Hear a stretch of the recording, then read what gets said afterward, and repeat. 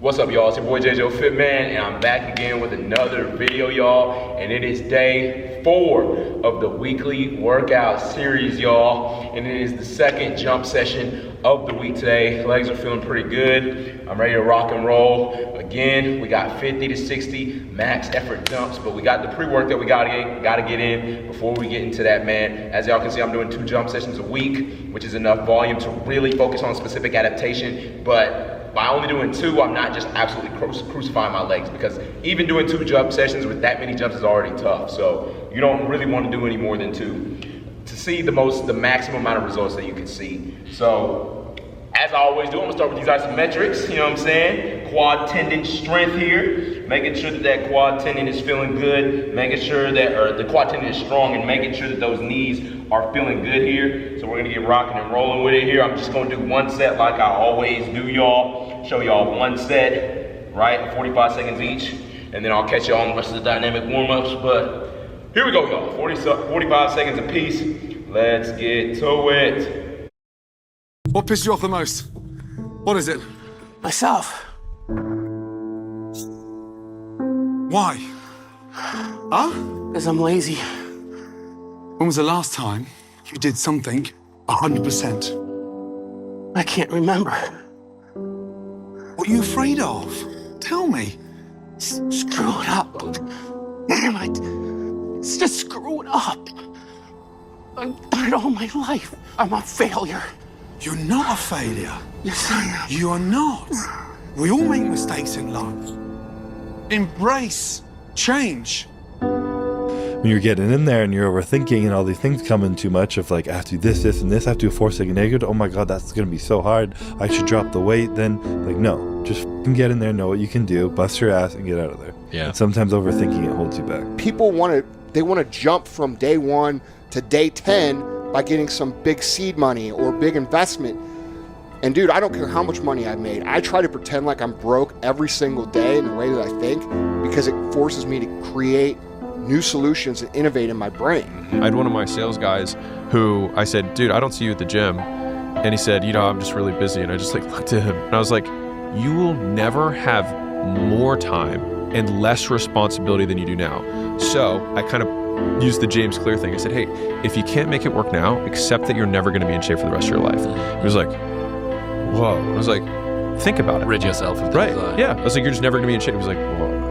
I was like, right, so do it or don't, but stop wanting it. I promise you, you don't want to be that old person sitting on your deathbed looking back at your life filled with regret because you always made the easy choice.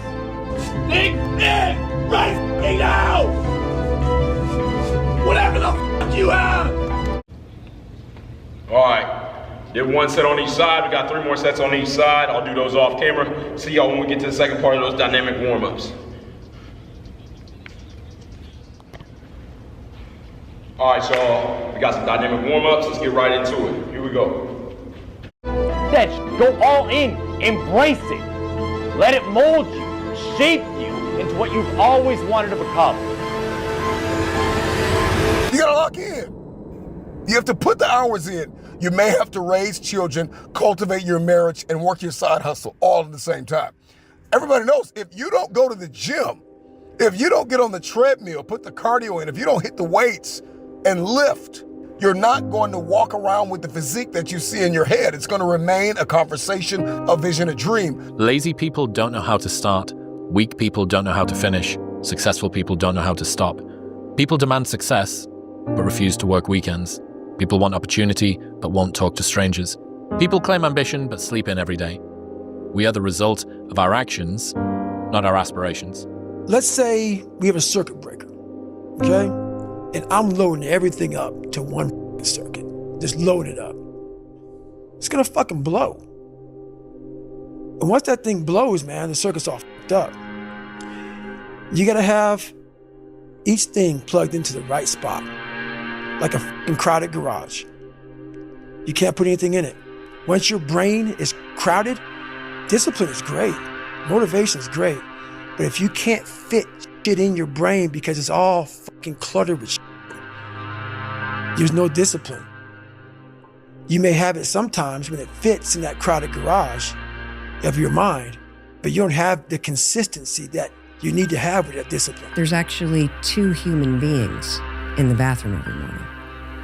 There's you, and there's a human being in the mirror. And that human being is trying, and they've been there a long time, and they've been waiting for you to wake up and to see them. They're tired of your constant negativity. They're tired of you beating them down. They need you to be more encouraging. They need you to be more celebratory. They need your support. And when you finally wake up and create a moment with yourself every single morning where you look yourself in the eye and you see yourself and you forgive yourself and you honor yourself and you say, I believe, with this gesture in you. It is this remarkably deep and spiritual feeling of connection that you've been longing for a very long time. Your excuses will destroy you and take everything that you ever wanted from you if you let them. It can seem like a friend, just like your friend that keeps feeding you drinks at the bar can seem like a friend, but are they really helping you in any way, shape, or form? No, they're not. They're not. So when your excuses make you feel a little bit better about the fact that you didn't execute on what you needed to execute on, then they can make you feel better, but they're not helping you. They're not helping you at all. 400 trillion to 1. The odds of becoming a human being. You know, being successful takes several different variables. I think self-awareness is number 1. If you don't know yourself and you don't know what you're good at, you've got no shot because you're gonna be spinning your wheels. I think work ethic is at the top. Nobody watching this right now knows anybody that's successful at all that hasn't put in serious amounts of work. You cannot grow mentally, physically, emotionally, or financially in your comfort zone and when avoiding pain. It doesn't work like that. If you want to build an ultra successful business, you're gonna take 2x4 after 2x4 after 2x4 to the face before anything becomes reality. If you want to build an amazing body, you have to break down the muscle fibers in order to rebuild them back up. How are you going to choose to show up? Like I was talking about before, there are things out of your control. What's in your control? How can you take that power back into your own hands? And what are you going to take from it? What kind of meaning can you find from taking power out of what you feel powerless in? Feeling stuck is a signal that you've stopped growing. That's it. And when most people feel stuck, since they don't understand that it's tied to a fundamental need for growth, we believe it's an existential crisis and we blow up our lives. Learning anything gets you back in touch with a fundamental need. It makes you start to feel like things are moving. And from that place of feeling a little bit more empowered, you'll be able to make better decisions about what big things need to change in your life. You get to live life one time. And this is the time right now to understand what's actually happening and actually map your behavior to something that will impact you for the next 80 years. Pay the attention to who's giving you the advice. Who's giving the advice? You should only take advice from people whose dreams for your life are bigger than yours are. You got to learn to pick yourself up on your own. A lot of times these fights and these battles, you got to be your own coach. You got to be your own motivator.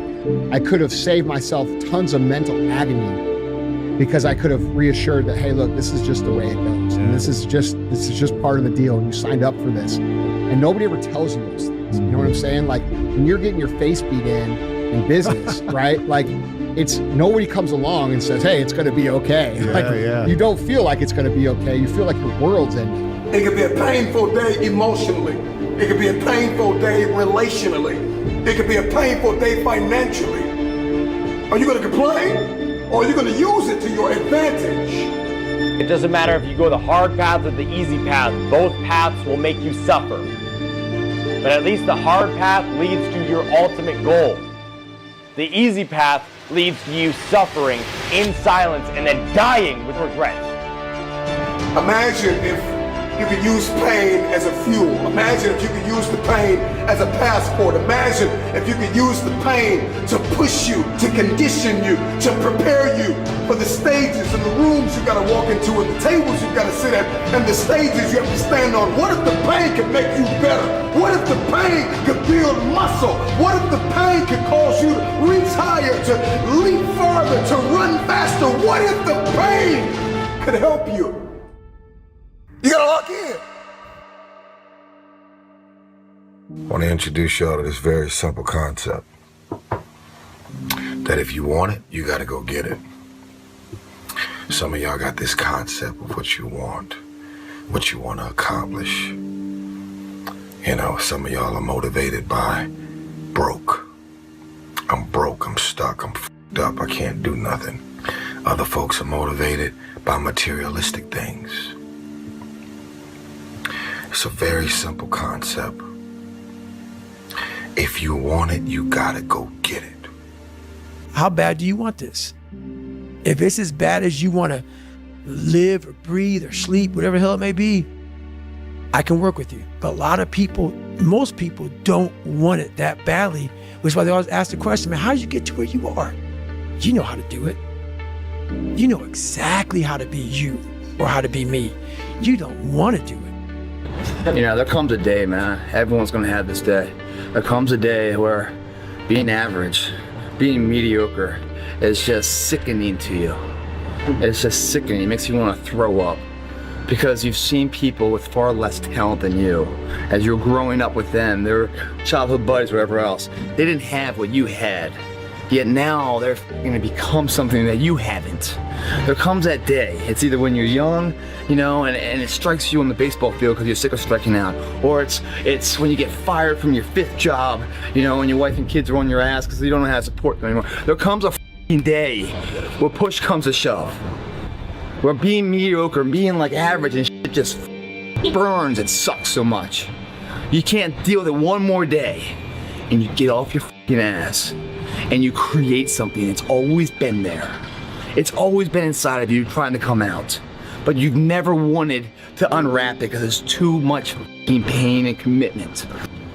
It's time to unwrap the potential you can be. Superior, man. It's within you. I'm not talented. It was life and death. Either you live or you die. Which one do you want, Tom? That was the decision. In the corporate life and in the gym. But if you want something bad enough, you can't let anybody tell you you can't do something. I'll repeat that. If you want something bad enough, you can't let anybody tell you you can't do something, not even yourself. A lot of days I'm like, oh, you can't do this, Tom. You can't be as quick as a 30-year-old on the computer. Bullshit! Let me show you. I mean, I would have arguments with myself. I could do it. People doubted me. I doubted myself sometimes too. But you know what? I watched Arnold fall down. Nobody remembers when he fell down. Arnold wasn't the glorified winner as he was in the first 70 through 75. He got up and became a famous film star. He became governor. He kept getting up and getting up. That's what it takes to do anything successfully in life. All right, y'all. Got one more set of dynamic warm-ups before we get into the jumps. Let's freaking go. I'm gonna go to the court. See y'all when we get in there.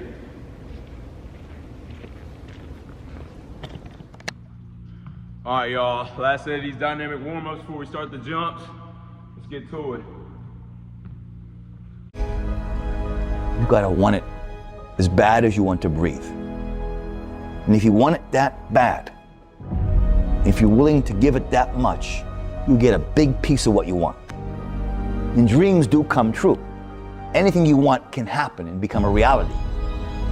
I believe that sincerely, and I'll die on that thought. I say I made a full commitment that I'm gonna go and be a bodybuilding champion. I made a full commitment that I'm gonna be in America.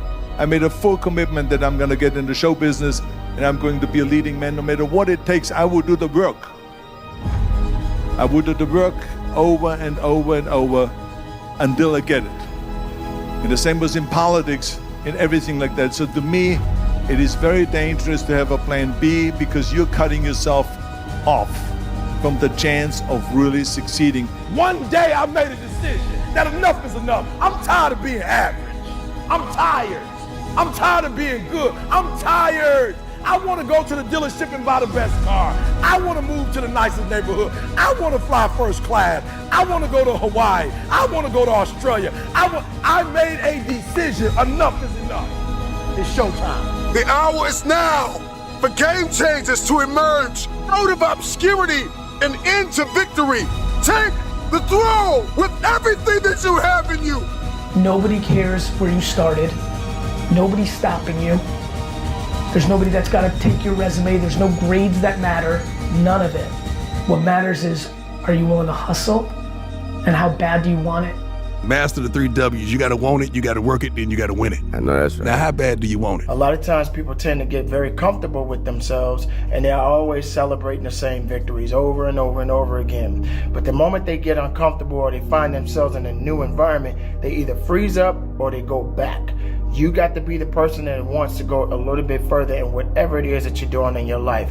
Remember, as you live, there is opportunity to be greater. Dreams are that moment where you pick your head up and you get really quiet.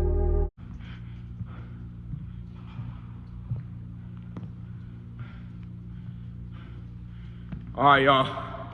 Got the dynamics done to the jump. Starting out, again, 5 stand-still jump. And you tune in to what your mind, body, and spirit is telling you. Kind of aim that inner compass out into the distance. And you ask yourself, where do I want to go? Like if you think about 5 or 10 years from now, and the easiest way for me to figure out that is, who am I jealous of? That usually shows up a lot faster than who am I inspired by. Because jealousy is just blocked desire. You can't feel jealous of somebody unless you authentically want something for real that you think that they have. And the jealousy happens because you have somewhere in your psyche told yourself you can't have it. That if you want a thing bad enough to go out and fight for it, to work day and night for it, to give up your time, your peace, and your sleep for it, if all that you dream and scheme is about it, and life seems useless and worthless without it, and if you gladly sweat for it and fret for it and plan for it and lose all your terror of the opposition for it, and if you simply go after that thing that you want with all of your capacity, strength and sagacity, faith, hope and confidence, and stern pertinacity, if neither cold poverty, famish or gulf, sickness or pain or body and brain can keep you away from the thing that you want, if dogged and grim, you besiege and beset it, with the help of God you'll get it. The only thing you care about when you're trying to breathe is to get some fresh air. That's it. And when you get to the point where all you want to do is be successful as bad as you want to breathe, then you'll be successful. And I'm here to tell you, number one, that most of you say you want to be successful, but you don't want it bad. You just kind of want it. You don't want it badder than you want to party. You don't want it as much as you want to be cool. Most of you don't want success as much as you want to sleep. All right, y'all. Some of you love sleep more than you love success. And I'm here to tell you today, if you're going to be successful, you've got to be willing to give up sleep. The hour is now. I am your replacement. I am coming for the throne. I am coming for every room that you locked me out of. Every realm that I step into, I will dominate. You cannot listen to the naysayers. Imagine, you go from studio executive, from agent to agent, from manager to manager, and they all said exactly the same thing. Now that's very encouraging, isn't it? But you know something? I didn't give a shit. I didn't. Because I believed that I can be a leading man. All right.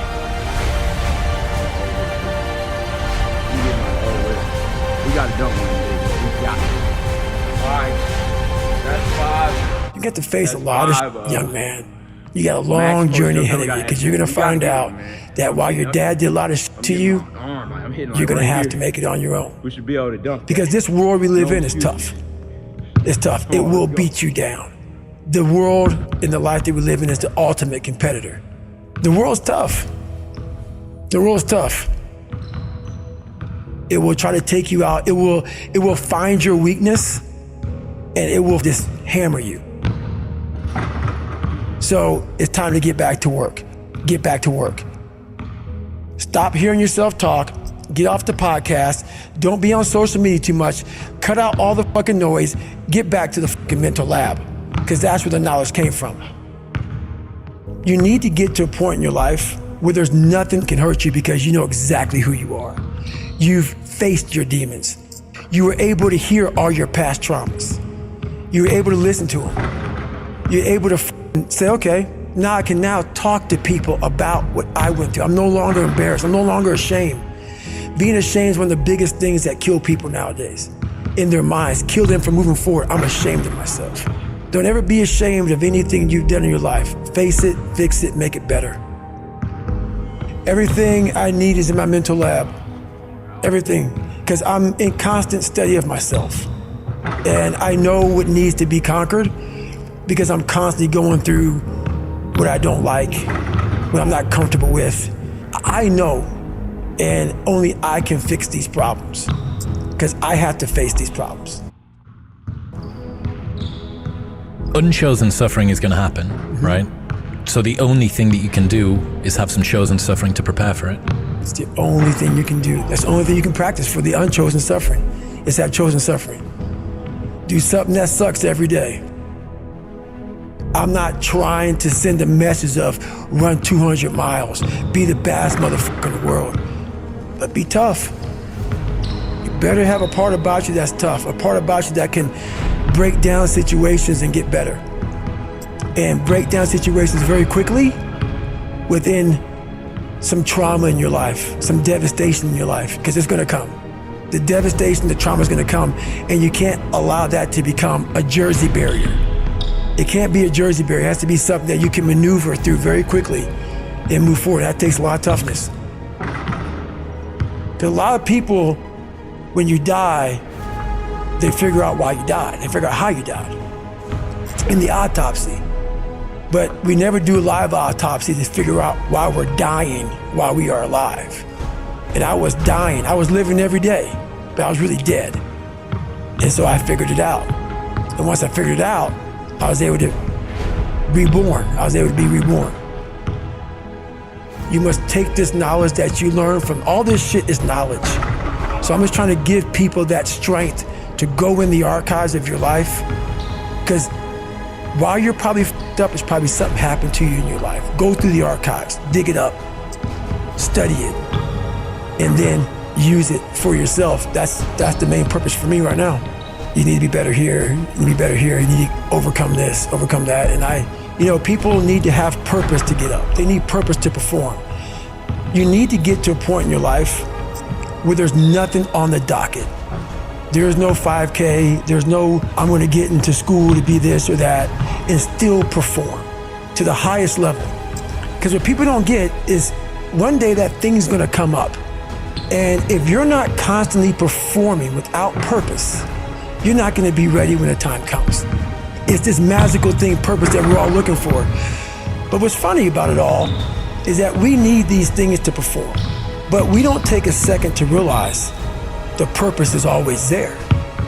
The purpose never leaves us, because the very purpose is you. You are always the purpose. There may be another purpose, like being a SEAL or going to college or whatever, but the main purpose in life is you. So if you wake up in the morning and you don't want to do something, you don't care enough about yourself.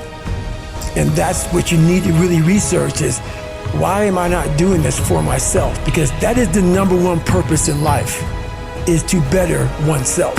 So that's the only purpose I fucking need. So the reason I get up every day, even though there's no race or there's no school or there's nothing in front of me, is because I have pride in myself. I was born David Goggins. David Goggins wasn't good enough. He was a scared, bullied, abused kid. who struggled in life. And that kid, whenever something got tough, no matter how hard I trained, no matter how ready I was, whenever something got tough for me, David Goggins, the real David Goggins, would come out and he would quit. So I realized this over a period of time. So I had to build Goggins. And in that process, that's where I get better.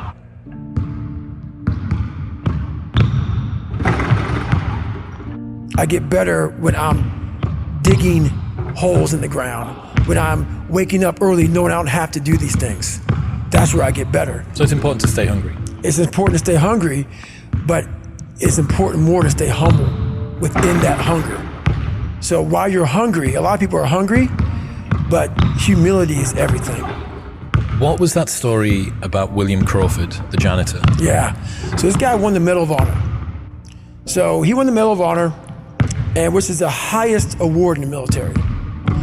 And this guy went to the Air Force Academy, and he was a janitor. And no one knew who the this man was. He had the highest award in all the military for heroics. For heroics, saving lives, putting his life on the line. You know, could have been killed. And he is now basically, you know, cleaning shitters for young kids. And we can all imagine how that probably went. You know, there's probably some, you know, little bit of taunting here and there. And he just sat there and cleaned the shitter. So that's why he's in my trained humility part, because for this man to be at the level he was and have that kind of humility to go, I'm a Medal of Honor winner, but I'm gonna put that in my closet, and I'm gonna pick up my broom and dustpan, and I'm gonna pick up, you know, this rag and clean this shit for these young men. That right there is amazing for me, man. That's where you grow. That's growth, huge growth. And also it shows that he was doing his job. He was a servant. He didn't look at himself any better than anybody else. The second you do that, you totally lost. You cannot look at yourself like people, with me even, I always look at people. I know where you are. I know where, because I've been there. That's why I help so many people out. I've never been above you. All right, y'all, towards the end, my legs just burnt out, man. That's 50. Oh my goodness, my legs are so tired. That'll complete day number 4 of the weekly workout series. Tough work. We're gonna get up there, man. And so when I get the ball, it's just, God, it gets harder. I just gotta figure out how to finish it and get it to where I can finish. So make sure y'all like, share, comment, and subscribe. Day 5 is coming tomorrow. Let's go. The grind continues. The climbing continues. But you see on my jumps, like without the ball, like how high I'm getting on the rim. You just gotta translate that. Make sure y'all like, share, comment, subscribe. See y'all soon.